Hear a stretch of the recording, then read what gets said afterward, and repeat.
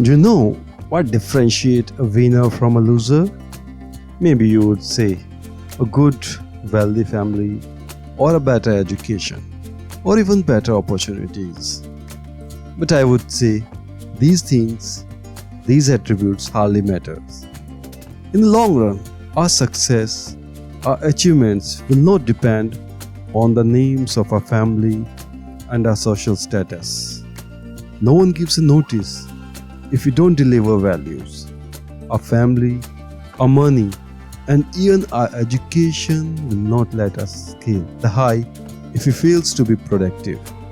Think of any successful person: Mr. Henry Ford, Thomas Alva Edison, Bill Gates, Ratan Tata, Steve Jobs, Mark Zuckerberg, or even Elon Musk.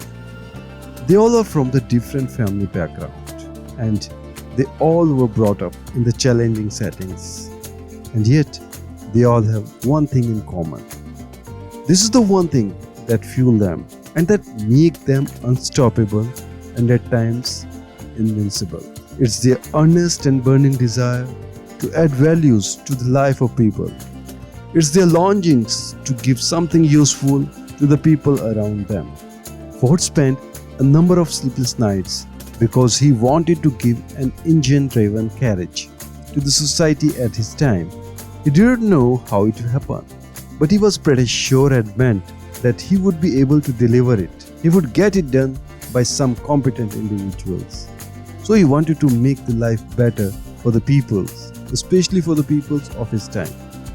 And today we enjoy a ride in an engine-driven carriage that we love to call a car. When we look into the life of a great inventor, Mr. Edison, he hardly had a formal education and a family business. What he had was a burning impulse to create something new and useful for the people, for his community around. During his struggle to invent an electric bulb, he failed thousands of times. But these setbacks could barely put a halt. If we see the list of his inventions and the patents, we would be surprised to see the numbers, that how successful he was. Because after every successful inventions, he used to ask himself, what's the next? And what differentiates Bill Gates from his peers? That was his honest way to simplify his computer programs that were otherwise a complex issues. It makes him much more friendly, much more useful. Today's company Microsoft follows his footsteps. With every new Windows update, with every new inventions, they promise more functionalities and simplicities. They love to empower people. They love to deliver every time. Have you ever noticed how desperate Elon Musk looks like? He's quite desperate when his work, be it his driverless car or a space mission.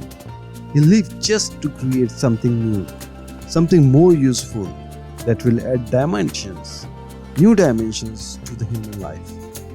And before Facebook became popular, the other petty social medias platforms like Orkuts, etc. were quite common, but none were capable to achieve and none were capable to give the fancy to a new generations. It was a time when Mark Zuckerberg and his team introduced the social media platform with such an amazing features that the Facebook became the one and only social media platforms in its own category. This is true to each of us. Every time we interact with the people, we interact with a group or a business organization or a community, our worth or success would entirely depend on the value we are going to deliver. This would be the only driving factors that will propel us to the realms of success. No matter what backgrounds you have, no matter what your life was, even it doesn't matter what your qualifications were, everything would be irrelevant once you decide to be a giver, the creator of values, for the individual or for the community.